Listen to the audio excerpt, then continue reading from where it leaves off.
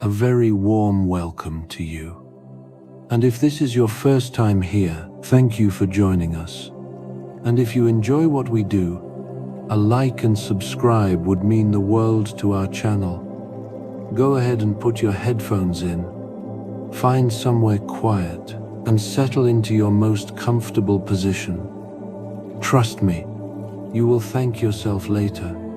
Welcome to the Sleep Channel, the place where we listen, we relax, and we simply sleep as you let the weight of the day gently fade away. Allow your body to grow heavy. Feel the warmth settling into your shoulders, your hands, your chest rising and falling slowly. Without effort, tonight we are going somewhere that will ask nothing of you. No decisions, no thinking, just listening. We are going to the very beginning. Not the beginning of a city or a civilization or even a people. The beginning of everything. Before this world existed, before the oceans filled their beds, before the mountains pushed themselves up through the earth, before the very first sunrise ever broke across the very first sky, there was nothing, or nearly nothing. There was a void. The Norse called it Ginnunga Gap, a vast, yawning, endless emptiness. Not dark exactly, not light either. Simply absence, the kind of silence that has never once been interrupted. The kind of stillness that has never known movement. A silence so complete, so ancient, that even the concept of sound had not yet been born into it. That was the beginning.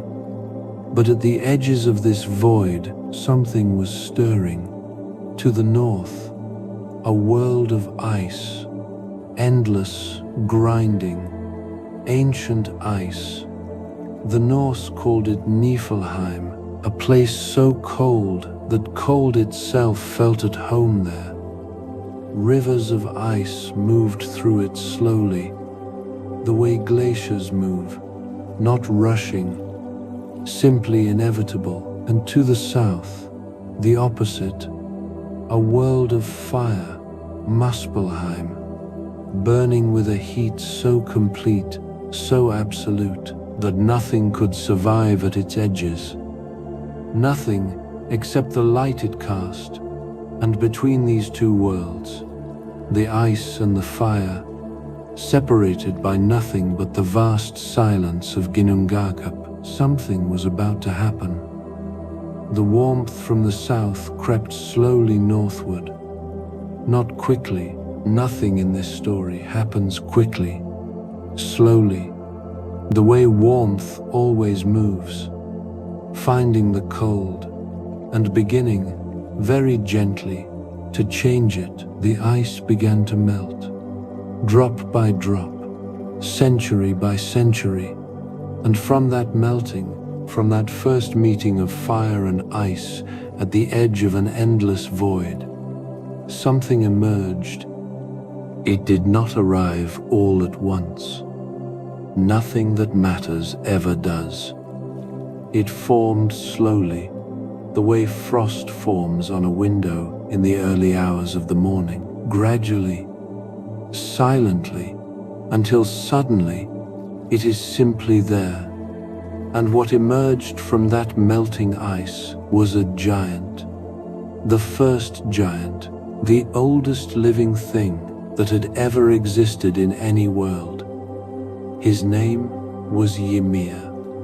There is something in that name that feels ancient, heavy, like a stone that has been sitting at the bottom of a river for longer than rivers have existed. He was enormous. Not enormous the way a tall building is enormous, or the way a mountain feels enormous when you stand at its base. Ymir was enormous the way the sky is enormous, the way the ocean is enormous, not just big, but boundless. The kind of size that the mind cannot fully hold. He opened his eyes for the first time, and what he saw was nothing. Just the void, just the ice to the north, and the distant glow of fire to the south, and the vast, quiet emptiness between them. He was alone, completely, absolutely, in a way that no living thing has ever been alone since. Because when you are alone today, there is still a world around you. There are still stars above you, still earth beneath your feet, still the quiet sound of the world continuing without you. Ymir had none of that. He was the world, or rather, he was all there was of it. And yet, he was not entirely alone for long, because the same melting ice that had formed Ymir had also freed something else. A cow. The Norse called her Odumla, and before you smile at that, consider what she was. She was nourishment. She was sustenance. She was the first living thing in all existence that existed, not to consume, but to provide. From her body flowed 4 rivers of milk. 4 rivers, in a world that had no rivers yet, no oceans, no rain. Just this one ancient creature, standing in the void, quietly, feeding the giant. Ymir drank, and as he drank, he slept. The first sleep that had ever happened in any world, the very first time anything had ever closed its eyes and surrendered to rest. Just like you are doing now, there is something ancient in what you are feeling tonight, something that connects you across thousands of years to the very first moment rest was ever known. Let that thought settle. And as Ymir slept, something extraordinary happened. From beneath his left arm, while he lay completely still, completely unaware, 2 figures emerged, a man and a woman, born from nothing more than the warmth of a sleeping giant's body, the first 2 beings of their kind. And from his legs, a third, a son, created not by intention, not by design, but simply by existing, by being so full of life that life spilled out of him, even in his sleep. And so the first family was born in a world that had no name yet, in a void that was slowly, very slowly, beginning to fill. And so from the void, from the meeting of ice and fire, the world had its first inhabitants. Ymir the giant, Odumla the cow, and the 3 beings that had emerged quietly from Ymir's sleeping body. But Odumla was not finished, because as she stood in the vast emptiness, she too needed something. And so she did what she knew how to do. She found a salt rock, ancient and frozen in the ice, and she began to lick it, slowly, the way all patient things move, without hurry, without destination, simply doing what felt natural. And on the first day that she licked that rock, a single lock of hair appeared, dark against the pale ice. On the second day, a head emerged, and on the third day, a full figure stepped free from the rock entirely. A man, tall and different from Ymir, different in a way that mattered. His name was Buri, and Buri was the first of the gods. He was not a giant, not bound by the same nature as Ymir. There was something in him that moved differently, thought differently, existed differently. And from Buri came a son, Bor, and from Bor came 3 sons of his own. And the middle of those 3 sons, the one who would matter most to this story, was named Odin. And Odin looked at the world around him, at the vast emptiness, at the void that still stretched in every direction, at Ymir who had grown enormous and restless, filling the silence with a presence that left no room for anything else. And something in Odin understood that the world could not continue this way, that something had to change, that the void could not remain a void forever, and that the only way forward was through what could not be undone.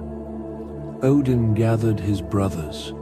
Their names were Vili and Ve, 3 sons of Bora, 3 grandsons of the first god, standing together in the vast emptiness that Ymir had filled with his enormous presence. And they made a decision, not loudly, not with great ceremony, simply the way necessary things are decided. Quietly and with complete resolve, they approached Ymir, and they ended him. The first giant, the oldest living thing, the being who had emerged from the very first meeting of ice and fire, was gone. And what followed was not destruction, it was creation.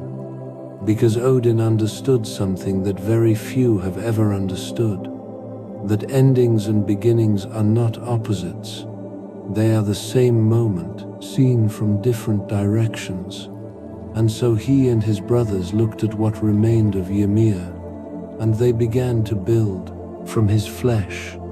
They shaped the earth, vast and wide and patient, the kind of ground that has been beneath every human foot that has ever walked, every field that has ever been planted, every path that has ever been worn smooth by the passing of generations. It all began here, in this moment, with this act.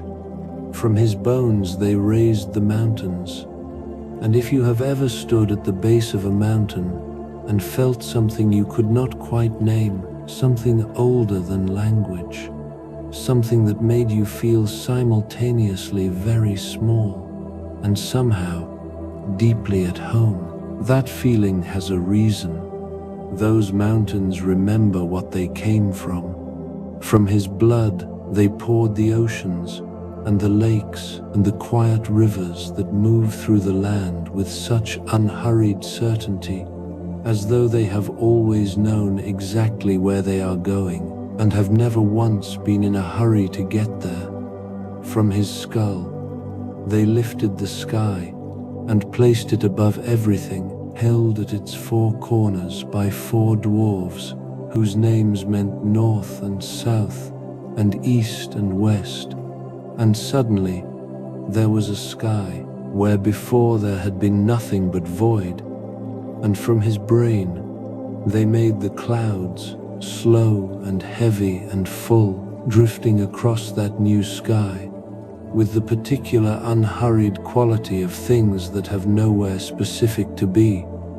And all the time they were building, Ymir's body was becoming the world, every part of him finding its place, every piece of him becoming something that would last, not because it was forced to, but because that is simply what happens when something ends completely. It becomes everything else.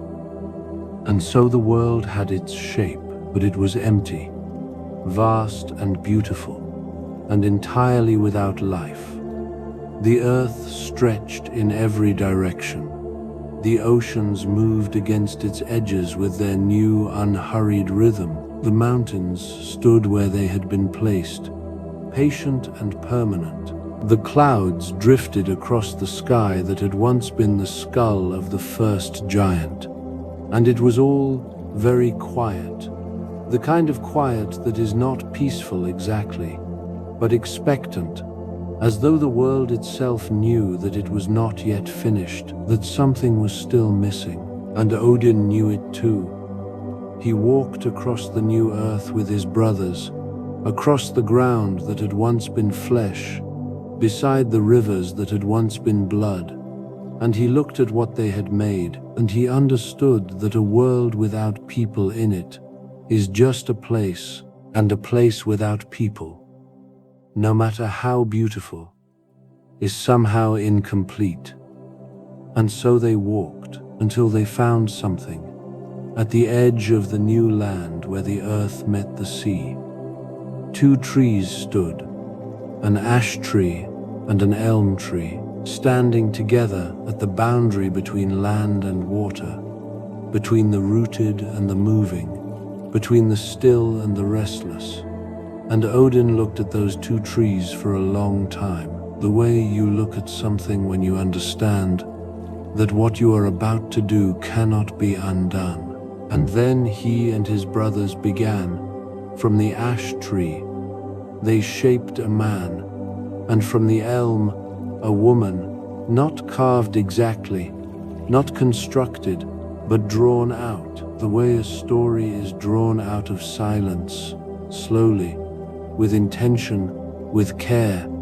Odin gave them breath and life, and the particular awareness that makes a living thing more than just a body moving through space.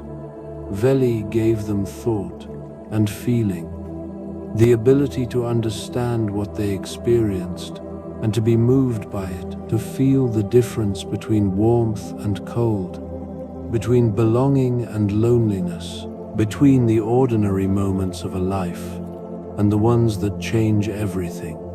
And Ve gave them their senses, sight, so they could see the world that had been made for them, hearing, so they could listen to the rivers and the wind and the particular sound that rain makes when it falls on still water late at night, and speech, so they could tell each other what they had seen and heard and felt, so that nothing beautiful would ever have to be experienced alone. And the man was called Ask, and the woman was called Embla, and they stood together at the edge of the sea, in the world that had been built from the body of the first giant. And they looked at everything around them, and it was enough. It was more than enough. It was everything. And so the first man and the first woman stood in the world that had been made for them, and Odin looked at what had been created and understood that the world still needed one more thing, because a world with people in it needs more than just earth and ocean and sky. It needs time. It needs the ability to measure the passing of days, to know when to rest and when to rise, to feel the difference between morning and evening, between summer and winter, between the beginning of things and their end. And so Odin turned his attention to the sky, where sparks from Muspelheim, the world of fire in the south, had drifted upward into the darkness, scattered and wild, and without direction, glowing faintly against the vast black of the new sky, like embers carried on a wind that had no particular destination. And he gathered them, not all of them, but enough. And he placed them carefully, the way you place something precious, with attention, with intention, knowing that where you put it matters. And those sparks became the stars. And if you have ever lain on your back on a warm night and looked up at the stars and felt something you could not quite explain, something that was not quite longing and not quite peace, but somewhere between the two, that feeling also has a reason. Those stars remember what they were. They remember the fire they came from and the hand that placed them. And then Odin took two sparks that burned brighter than the others, and from one he made the sun, and from the other the moon, and he set them moving across the sky, not randomly, not without purpose, but in a steady rhythm, a reliable cycle, so that everything living in the world below would always know that after the darkness, the light would return, that after the cold, the warmth would come back, that after the longest night, morning was already on its way. And he placed a girl to guide the sun across the sky. Her name was Sol, and a boy to carry the moon. His name was Mani, and they moved through the heavens in their eternal circuit, day following night, following day. in the rhythm that everything alive has been born into ever since, the rhythm that your own body knows, that tells you when to wake and when to rest, when to move through the world and when to be still and let the world move around you instead. The rhythm that you are following right now, as your breathing slows and the day releases its hold on you, and the night does what the night has always done. Since the very first night that ever existed, since Odin first set the moon moving across the skull of the first giant, and the world learned what it meant to rest. And so the world was complete, or as complete as a world ever truly is, because Odin understood something that builders of all kinds eventually come to understand, that nothing made with care and intention is ever entirely finished. There is always something else, always another detail, always one more thing that can be tended to. And so he turned his attention to the spaces between things, to the places where the giants still roamed, vast and restless at the edges of the new world. And he built a boundary, a great wall made from the eyebrows of Ymir, encircling the land where Ask and Embla and their children would live, protecting it from the wildness beyond its edges. And he called that protected place Midgard, the middle world, the world in the center, the world that was meant for people. And beyond Midgard, in the cold places at the edges of everything, the giants settled in their own land, Utgard, the outer world, vast and cold and full of a power that was different from the power of the gods, not evil exactly, but untamed, the kind of force that does not distinguish between what it preserves and what it destroys, because it has never needed to. And above Midgard, Odin raised his own realm, Asgard, home of the gods, connected to the world below by a bridge that burned with the colors of fire, red and orange and gold, arching across the sky from one world to the next. The Norse called it Bifrost, and if you have ever seen a rainbow appear after rain, appearing suddenly in a sky that moments before had been gray and heavy and without color, and felt something lift briefly in your chest at the sight of it, that feeling is older than you know. It is the memory of a bridge between worlds, between the human and the divine, between the everyday and the extraordinary. And Odin sat in Asgard and looked down at everything that had been made, at the world that had come from nothing, from a void, from the meeting of ice and fire, from the body of the first giant who had slept in the emptiness and dreamed without knowing he was dreaming. And he saw that it was good, not perfect.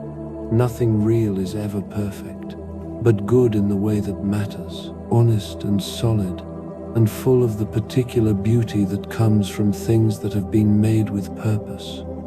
And he understood that his work was not finished, that it would never be entirely finished, that caring for a world is not a task that has an ending, but a relationship that continues for as long as the world does. And so he settled into that understanding, the way you settle into something you have accepted completely, without resistance, without wishing it were otherwise, with the particular peace that comes from knowing exactly where you are and exactly what you are for.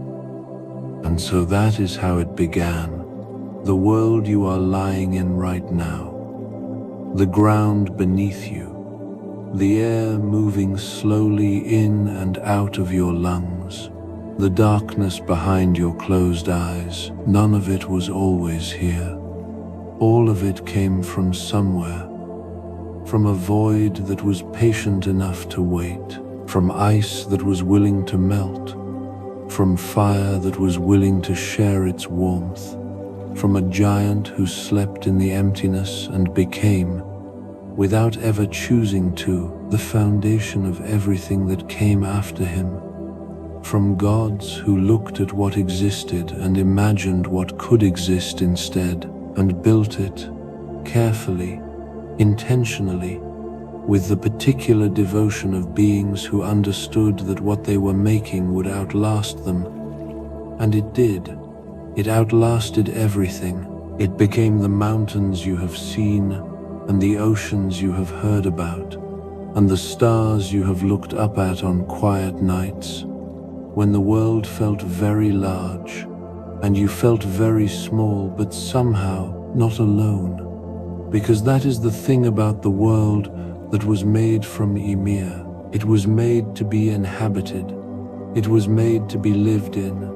It was made so that Ask and Embla, and everyone who came after them, would have a place to stand, a sky to look up at, a sun to follow through the day, and a moon to keep watch through the night. It was made so that after everything, after all the noise and the movement and the effort of being a person in a world that asked so much of you, there would always be a night like this one, quiet and dark and unhurried, where you could lie still and let everything go and just rest. You have been carrying a lot today, and you did well. Whatever it was, you showed up for it, and now it is done. And the night is yours. So let your body grow heavy, let your thoughts slow and soften and drift, the way clouds drift across a sky that is in no hurry to go anywhere. Let the story settle around you like something warm, and sleep, just sleep. We will be here when you come back. Good night.